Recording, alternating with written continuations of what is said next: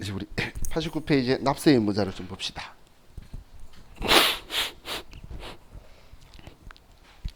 자, 먼저 우리 교재 내용 가지고 보면 이제 부가가치세 납세 의무자라는 건 이 부가가치세를 세무서에 가져다 주고 납부하는 사람을 납세 의무자라고 불러요.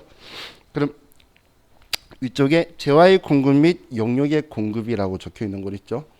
재화라는 건 재산적 가치가 있는 유체물, 무체물을 이야기하는 거고, 용역이라는 건 우리 기술이나 장소, 서비스를 제공하는 거예요. 여러분들 미용실 가면 머리 자르는 건 물건 주는 게 아니고 그 기술을 제공하는 거죠. 그런 것들을 용역이라고 해요.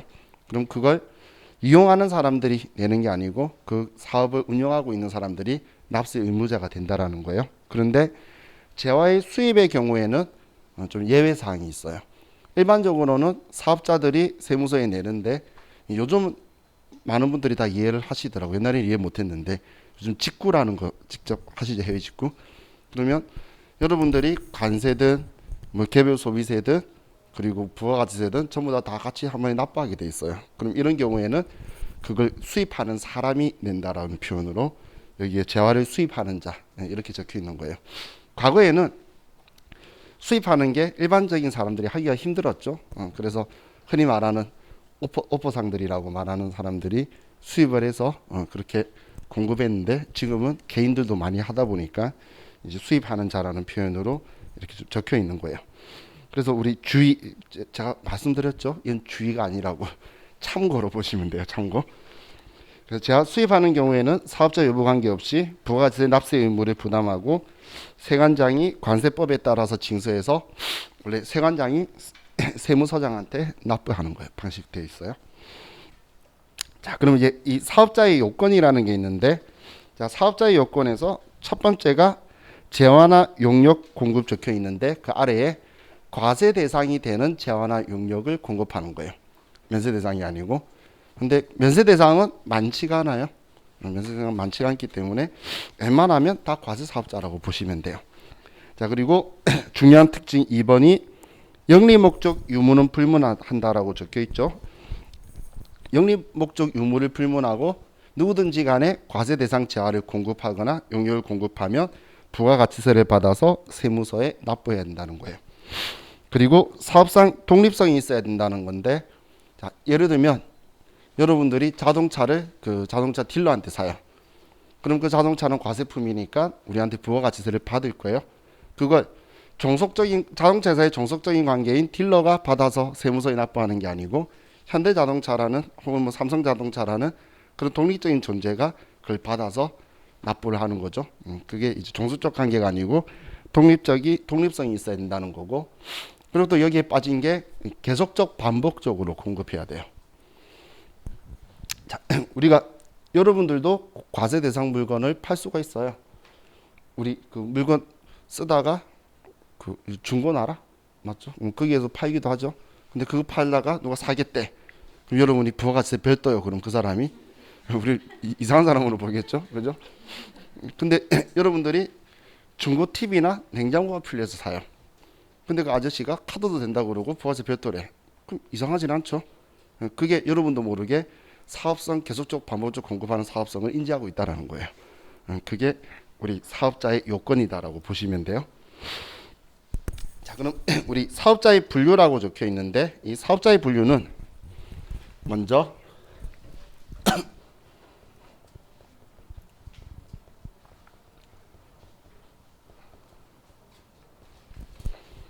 첫 번째 나누는 게 과세 사업자와 면세 사업자로 둘로 나누게 돼요. 과세사업자와 면세 사업자. 자, 그럼 면세 사업자는 이 사업자는 면세품만 판매하는 사업자예요. 순수하게 여기 제일 중요한 글자가 면세품만이에요. 과세품을 단 하나라도 팔면 이 사업자는 과세 사업자가 돼요. 그래서 면세품만 팔아야지 면세 사업자가 되게 돼요. 저와 같이 세법을 이야기할 때는 그 취지를 이해하시면 나중에 처음 보는 내용이 있어도 뭐 보이는 것 중에 내가 몇 가지 아는 용어가 있죠. 그럼 이 용어의 취지가 이거다라고 유추하면 그게 다 정답이에요. 그래서 회계 공부할 때는 원리를 가지고 공부하시고 세법을 이해할 때는 취지를 이해하시면 훨씬 더 여러분 기억에도 많이 남고 나중에 응용하시기도 편해요. 자, 그럼 자, 이 과세사업자는 또 이 둘로 나누는 게 간이과세자와 일반 과세자로 둘로 나누고 있는데 올해까지는 자, 얘 둘의 기준이 연 매출액 4,800만 원, 자, 여기는 미만, 여기는 이상이라고 보시면 돼요.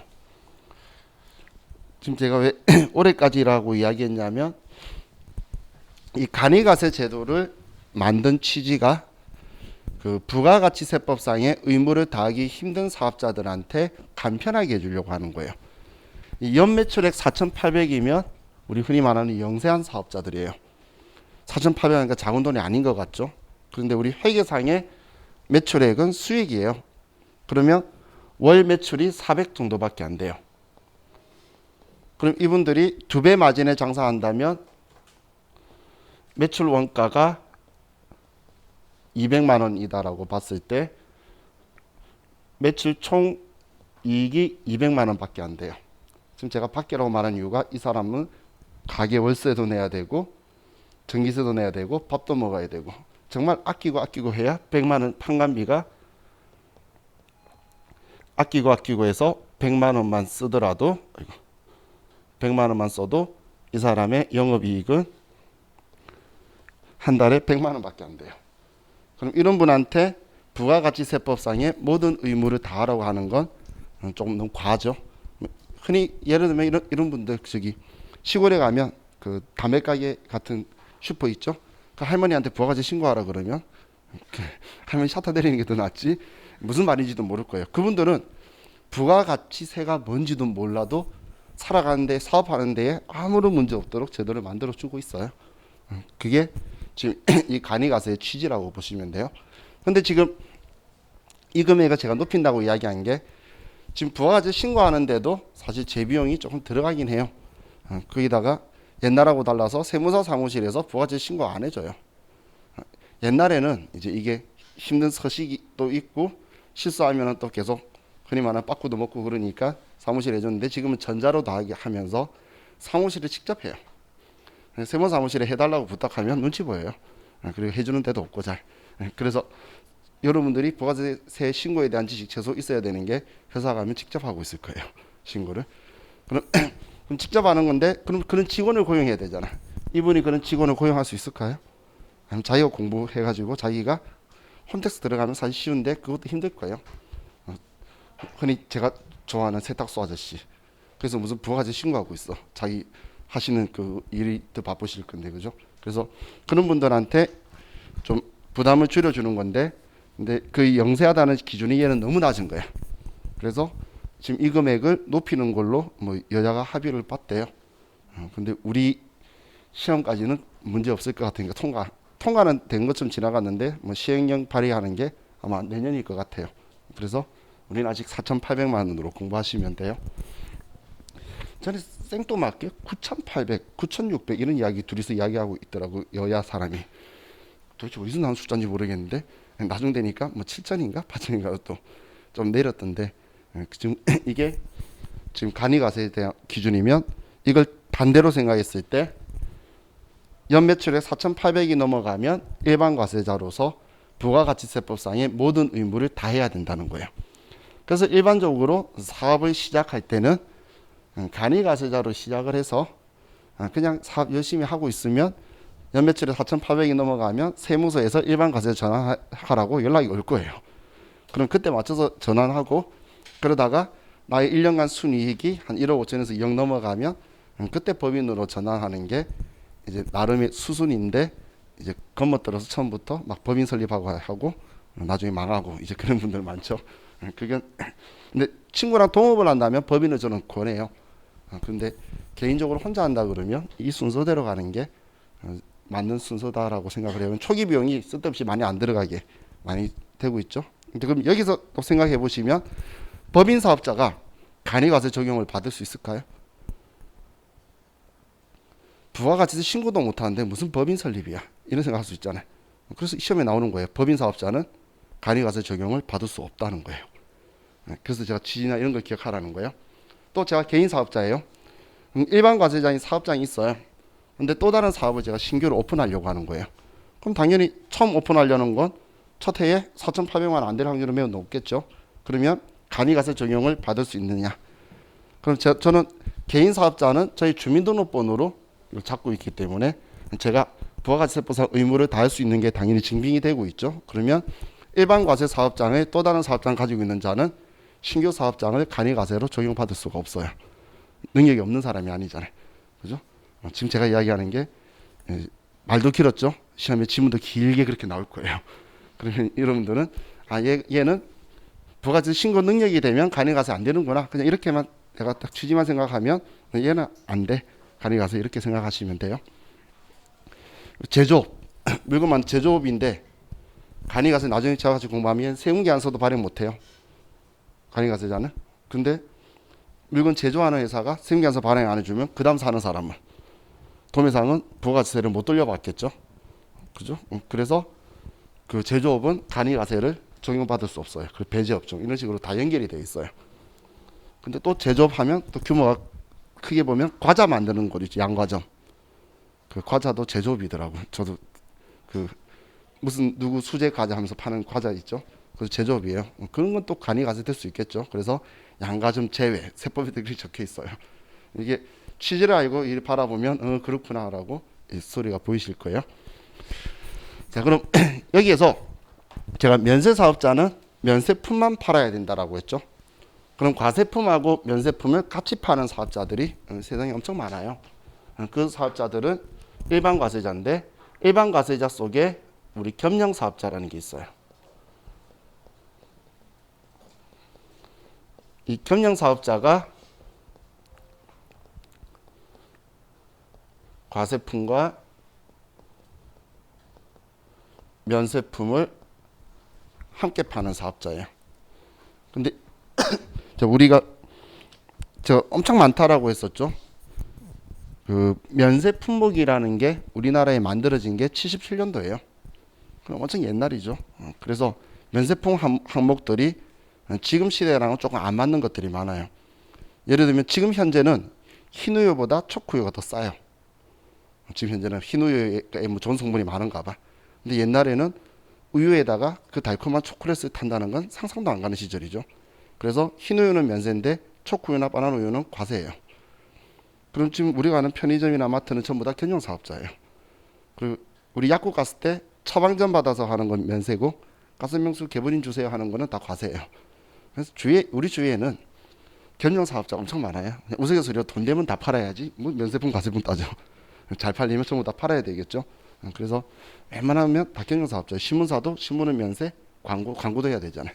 광고는 과세고. 그래서 다 과세 사업자예요. 그분들은. 그래서 부가가치세법상의 의무를 전부 다 해야 되는 사업자. 그래서 얘는 제가 중요한 게 이거라 그랬죠. 면세품만 팔아야 돼요. 그래서 우리 그 정육점 가면 고기는 면세예요. 고기는. 근데 그것 때문에 식당은 그 용역 공급하는 과세 사업자예요. 음식 만드는 기술 가열시키는 거. 그래서 정육식당 했을 때 고기는 면세로 10% 싸게 공급할 수 있게 고기를 그 면세로 구입해서 여기 식당에서 구워 먹는 것처럼 해서 사업자들이 2개를 내죠. 근데 그걸 이제 그런 식으로 구조를 좀 만들어서 하는데 그 정육점에 보면 그 뼈는 파는데 그 뼈를 자기 가게 안에서는 안 구워요. 그게 왜 가게 안에서 안 구우냐면 근데 구우는 곳은 나중에 가서 보시면 문 밖에서 구워요. 저도 문 안에서는 안 구워요. 왜 문 안에서 하는 순간 견정사업자가 되어서 과세사업자 전환해야 돼요. 가공시키거든. 그래서 뼈하고 고기만 하고 부속물까지는 다 면세인데 그 사골로 끓이는 순간 과세품이 돼요. 그래서 일반적으로는 사골 안 팔고 뼈만 팔지 그 국물은 안 파는데 이제 편법을 하시는 분들은 그거 내 거 아니에요 하고 발로 쭉 차버린 마음으로 밖에 놔두는 거예요. 세무서에서 오면. 그래서 그렇게 구조가 다 되어 있는 거예요. 다 나름의 이유가 있죠. 그죠? 자, 지금 제가 설명드린 게 우리 아래 사업자의 분류에 대해서 설명을 드렸어요. 자, 그럼 이제 다음 90페이지로 가서 이제 과세기간은 여러분들이 정확하게 인지를 하고 계셔야 돼요.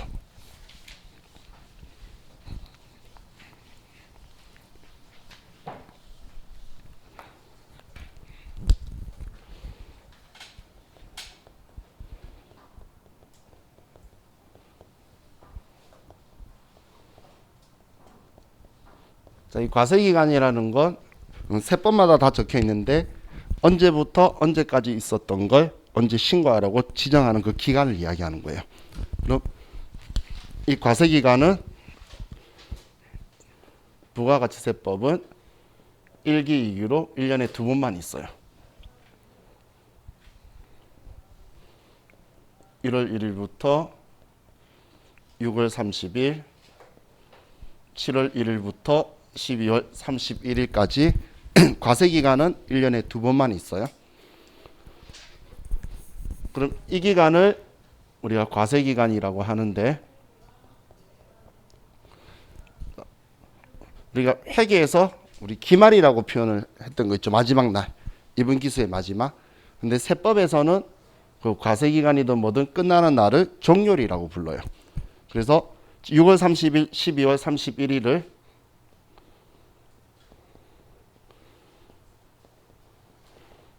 과세기간 종료일이라고 불러요.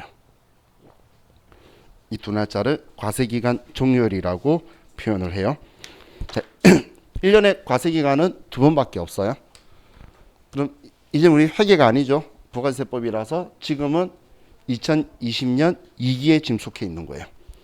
그럼 부가가치세법에서 전기라고 이야기하면 2020년 1기를 이야기하는 거예요. 그리고 또 그 전기라고 말하면 2019년 2기를 말할 거예요. 그리고 1년이라는 표현을 이제 이 과세기간이라고 표현할 거예요.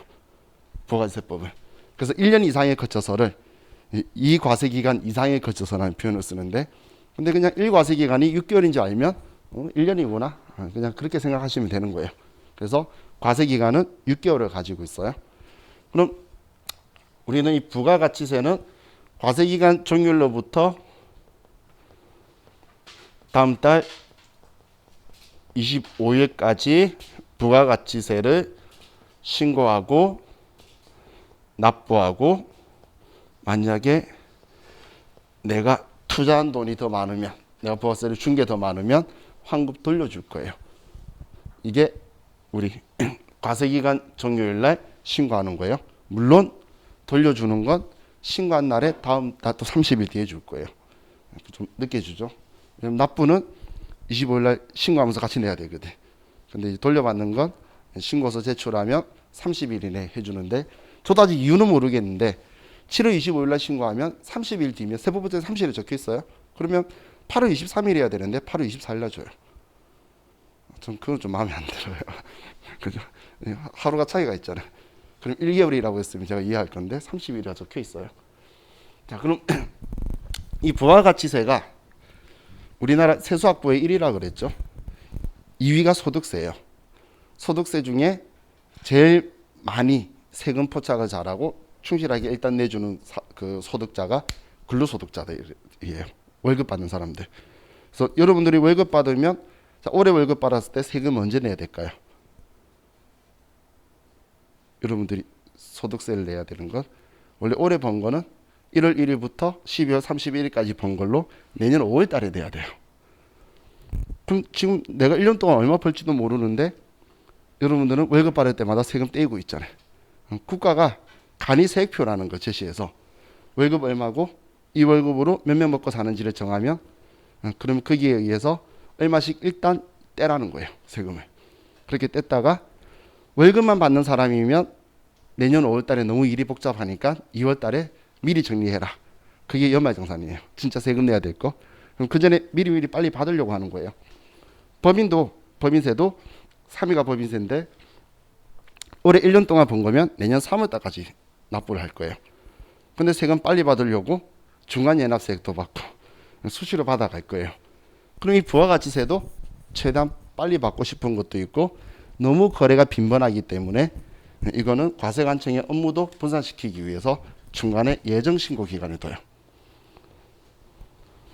자, 그래서 3월 31일, 9월 30일자에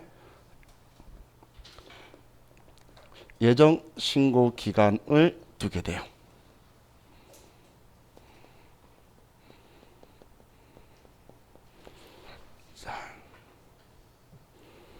이 두 날짜는 세금을 빨리 징수하기 위해서 만든 날이에요. 그래서 이 날짜를 예정신고 기간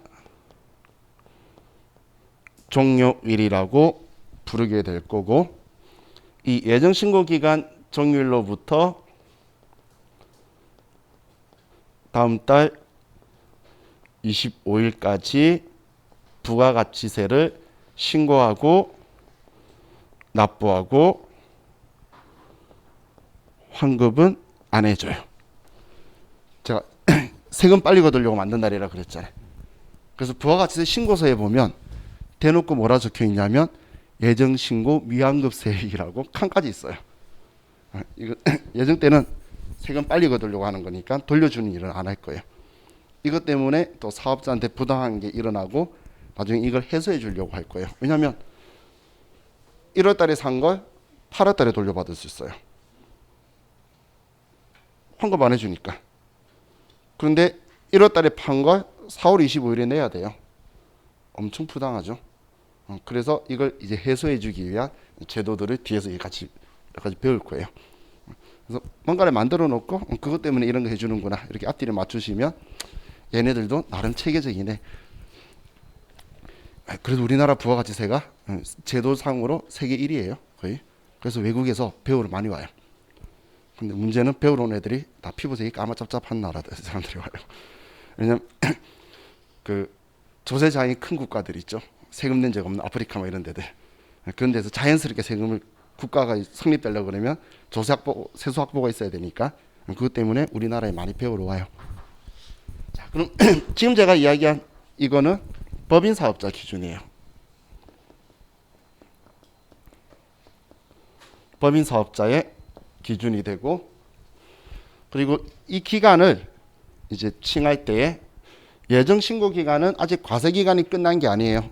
임시정의 기간이라서 얘를 일기 예정 기간이라고 할 거고, 1월 1일부터 3월 31일을 우리 흔히 말하는 1사분기, 그리고 4월 1일부터 6월 30일까지를 일기 확정 기간이라고 말할 거예요. 확정. 자, 이제 이 기간은 정확하게 여러분들이 머릿속에 기억을 가지고 계세요. 왜냐하면 시험에서 뭐 2기 예정, 2기 확정 기간 동안 뭐 어떤 거에 대해서 조회를 해라. 이 기간에 신고서를 작성해라. 이렇게 이야기가 나올 거예요. 그러면 기간이 언젠지 버프링 걸리면 안 되겠죠. 그래서 그냥 3개월 단위니까 이렇게 1기 예정 확정, 2기 예정 확정. 그럼 이 기간은 그래도 납부하기 위한 임시 기간이에요. 그래서 예정 신고 때 빠뜨린 거는 확정 신고 때 할 수가 있어요. 그래서 신고서 자체에 예정 신고 누락분을 쓰는 칸이 있어요. 근데 확정 기간이 끝났죠. 과세 기간 끝나서 신고할 때 안 하면 너 신고 안 했어라고 해서 많이 때릴 거예요. 제가 때린다는 건 가산세로 세금을 많이. 근데 이때는 그냥 빠져도 아직 과세 기간이 안 끝났잖아요. 그래서 당연히 혼내긴 하는데 심하게 혼내지는 않을 거예요. 차이가 이 둘이가 좀 크다라고 보시면 돼요. 아직 안 끝났잖아요. 그래서 기간의 차이는 확실히 크고 과세 기간은 6개월이다.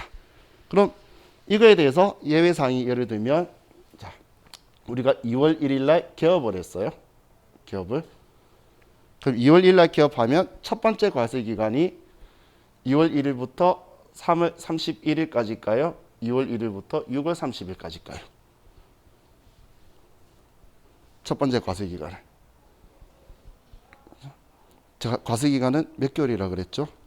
6개월로 간다 그랬죠? 그래서 2월 1일부터 6월 30일까지인 거예요. 그래서 과세 기간은 3개월 단위로 끊는 게 아니에요. 과세 기간은 무조건 6개월이다. 이걸 기억하시라는 거예요. 그걸 아는지 이런 시험에서 질문을 할 거예요. 혹은 11월 30일 날 폐업했어요. 마지막 과세 기간은 7월 1일부터 우리 11월 30일까지가 마지막 과세 기간이라는 거예요. 그래서 과세 기간은 6개월. 이 짧은 기간은 예정 신고 기간. 얘는 확정 기간이라는 표현도 안 써요. 자, 이 용어가 제 교수님이 옛날 틀렸는데 교수님은 이때 확정이라 부르면 안 된다라고 우리한테 확물했어요. 그 확정이라 부르는 사람은 저급한 사람 취급했는데 지금 다 확정이라 불러요. 우리 교수님이 틀린 건데, 근데 그건 시대적으로 사람들이 실무자들이 어떻게 칭하냐는데, 근데 이 기간을 확정 기간이라는 표현을 안 써요. 그래서 확정 기간 종료이라는 이런 표현도 없기 때문에, 그래서 과세 기간이라고 하면 6개월로 인지하시면 돼요. 자, 그럼 지금 얘네들은 제가 법인 사업자 기준이라고 그랬죠. 그럼 개인 사업자는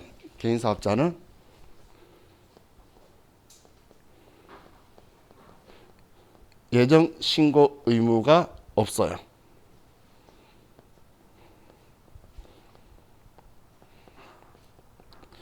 예정 고지를 받아서 납부만 하면 돼요.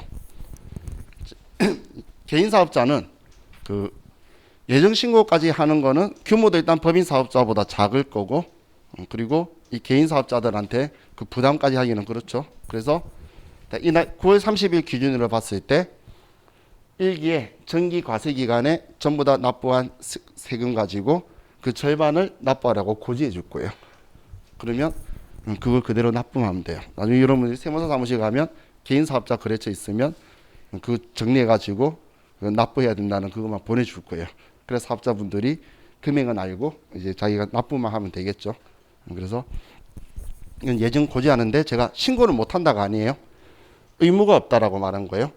만약에 전 과세기간 대비 9월 30일까지 사업을 했는데, 그런데 전 과세기간 대비 매출액이 3분의 1에 미달하게 되면 실제 매출액으로 신고할 수 있어요. 사업이 안 되는데 전기 대비해 가지고 절반 내라 그러면 내한테 부담이 될 수 있겠죠. 올해 상반기에 엄청 많았어요. 거래처도 코로나 이런 것 때문에 지금 이번에 사업이 안 된, 우리 올해 상반기에 사업 안 되신 분도 엄청 많았죠. 그런데 전년도 대비로 나오니까 개인 사업자분들이 힘들어 가지고, 근데 신고를 해본 적이 없으니까 그래서 우리 그냥 다 해줬는데 해주다가 죽을 뻔했어요. 원래 단순 사무실 가시면 이 기간에는 안 바빠요.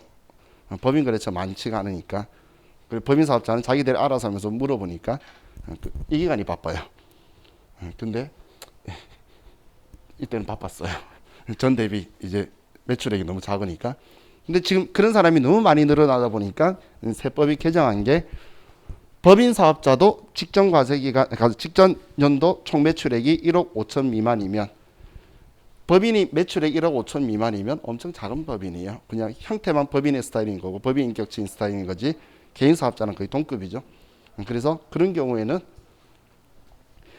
예정 고지 납부하는 걸로 법을 개정했어요.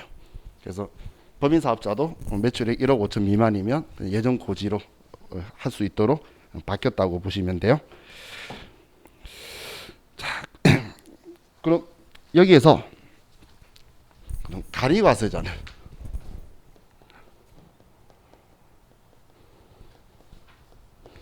가리과세자는 과세 기간이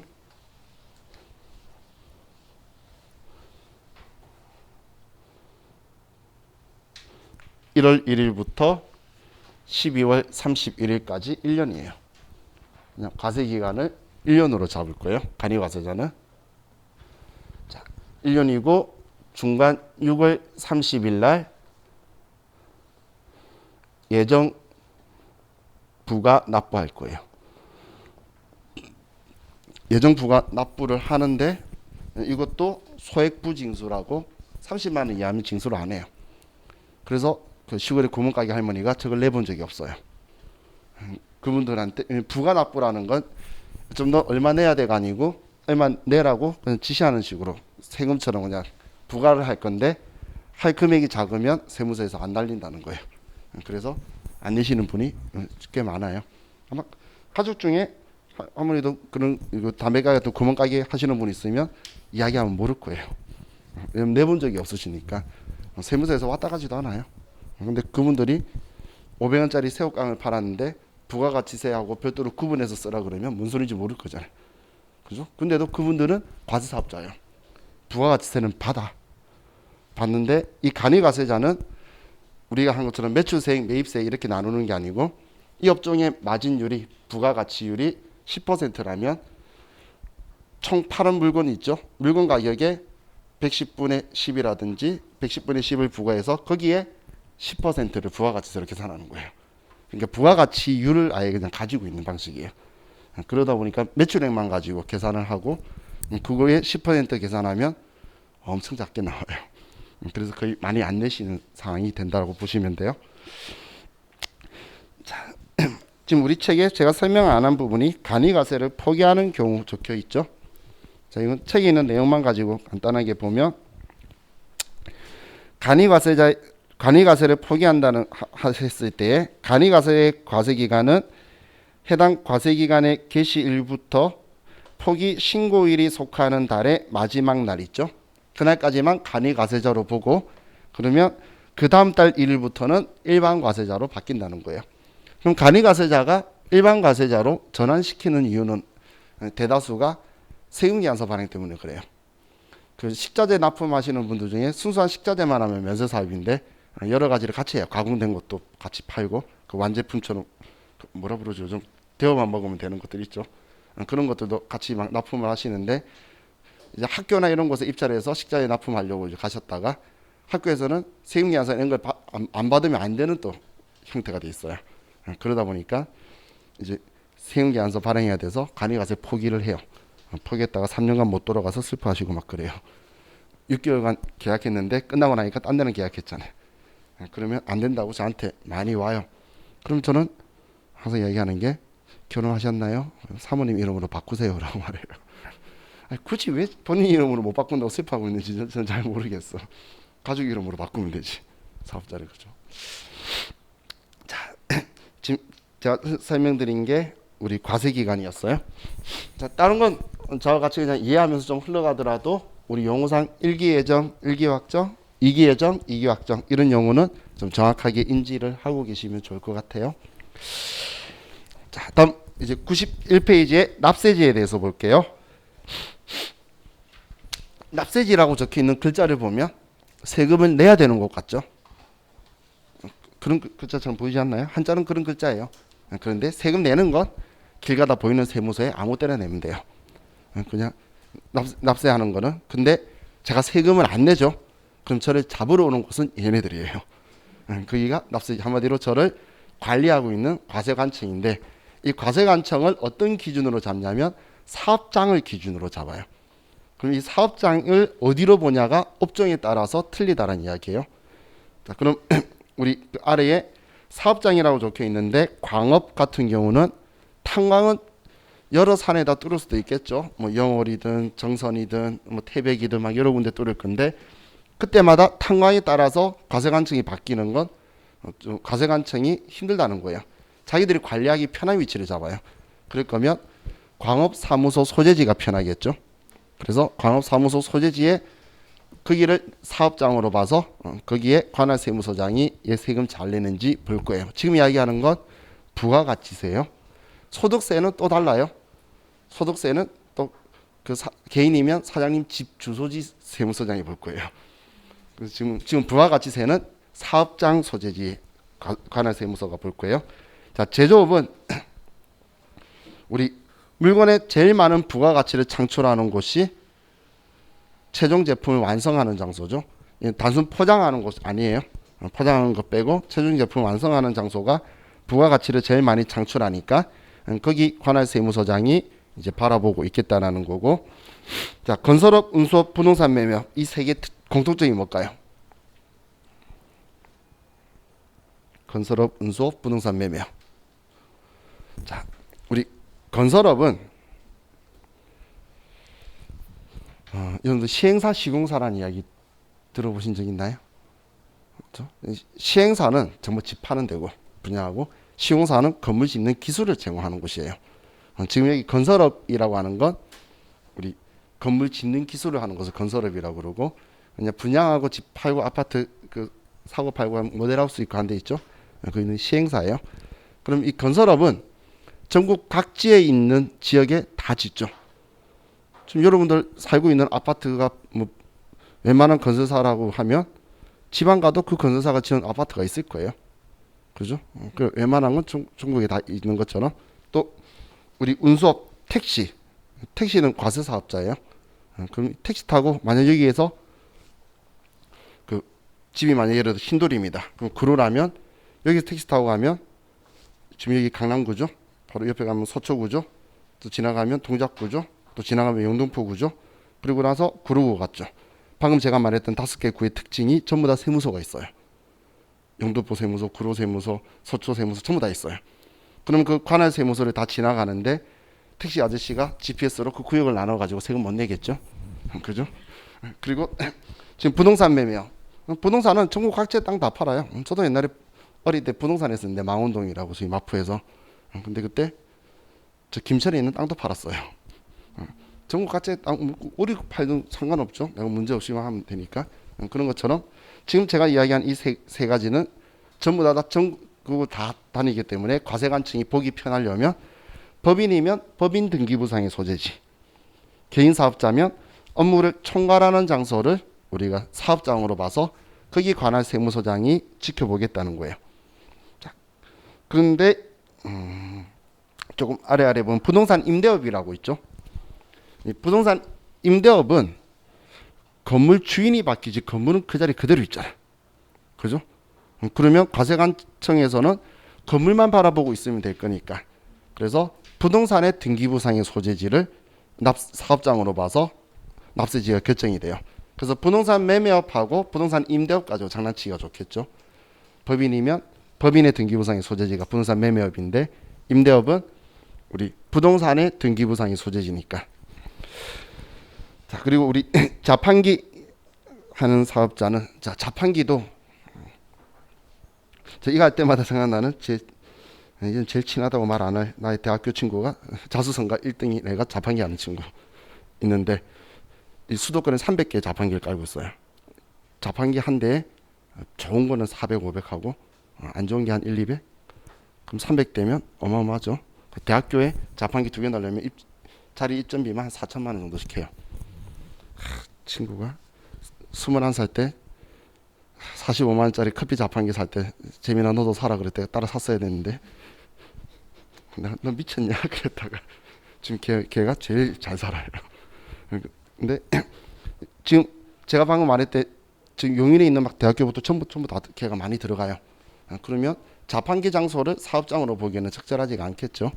그래서 업무를 총괄하는 장소를 그걸로 봐요. 자, 다단계 판매원의 경우에는 우리 다단계 판매 하는 메인 사업장이 있죠. 거기를 우리 사업장으로 보게 될 거예요. 자, 그리고 아래 직매장, 하치장, 임시 사업장이 있는데, 자, 우리 직매장은 자, 직매장이라는 표현은 제조업한테는 우리 제조업하는 그 공장에 있는 사업자가 판매 목적의 시설을 별도로 가지고 있는 걸 직매장이라 그래요. 일반적으로 여기 강남 일대에 있는 곳은 직매장들이 많죠. 자기들이 공장은 딴 데 있고 여기에서만 매장 판매하려고 하는 그런 곳을 직매장이라고 해요. 그럼 이 직매장은 얘는 사업장이 맞고 얘는 별도의 사업자 등록을 별도로 해야 되는 사업자예요. 공장은 공장대로 사업자 등록을 해야 되고 직매장은 직매장대로 사업자 등록을 별도로 해야 돼요. 자, 그런데 임시 사업장을 보면 자, 이 임시 사업장은 맞아요. 그런데 별도의 개별 사업장은 아니에요. 이게 무슨 말이냐면 여러분들 어디 행사할 때에 바자회 같은 거에 판매 부스 있고 한 곳 있죠. 그런 곳을 임시 사업장이라 그래요.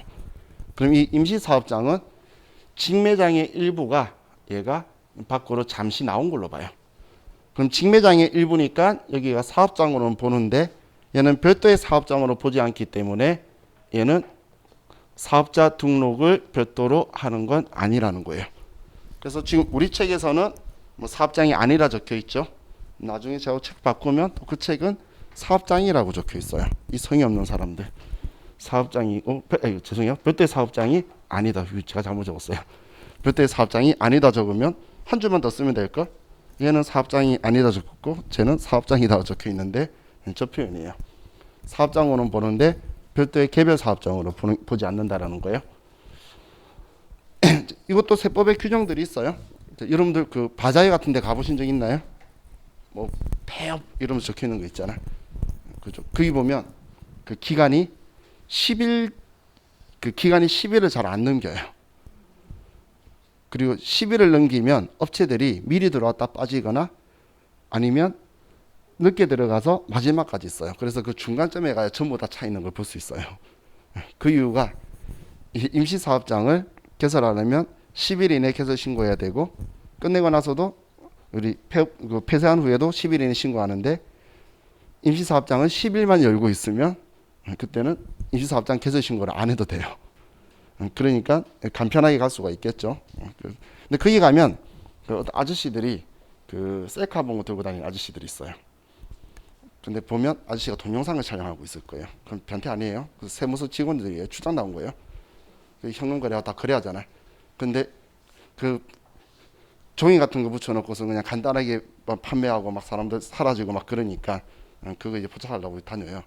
저도 그 지금 뭐 없어졌는데 장충체육관 새로 철거하기 전에 그때 짜장면 먹으러 갔는데 옷 팔고 막 그러길래 구경 갔는데 아시는 분이 대학원에 아시는 분이 구슬층 직원인데 왔더라고. 이게 어떻게 왔냐 그랬는데 이러더니 찍고 있더라고요. 그러면서 이렇게 하면서 다 다니고 있더라고요. 참 아날로그죠. 자, 그럼 이제 우리 하치장은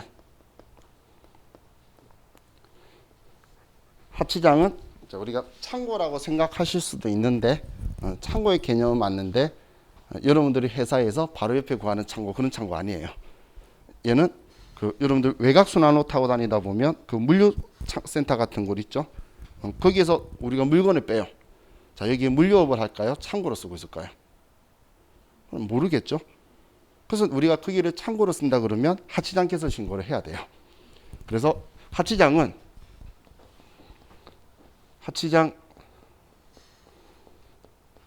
개설 신고를 하면 사업장으로 보질 않고 그러면 사업자 등록을 하지 않는다라는 거예요.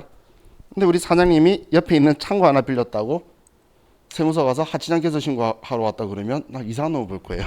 그래서 또 실수하실까봐 이거는 이제 우리 사업장이랑 떨어져서 누가 봐도 오해할 수도 있겠죠. 그런 곳은 사업장으로 보지 않도록 하치장 개설 신고 해야 돼요. 근데 하치장이라고 표현을 하면 개설 신고를 한 걸로 봐요. 이 표현을 쓴다는 자체가.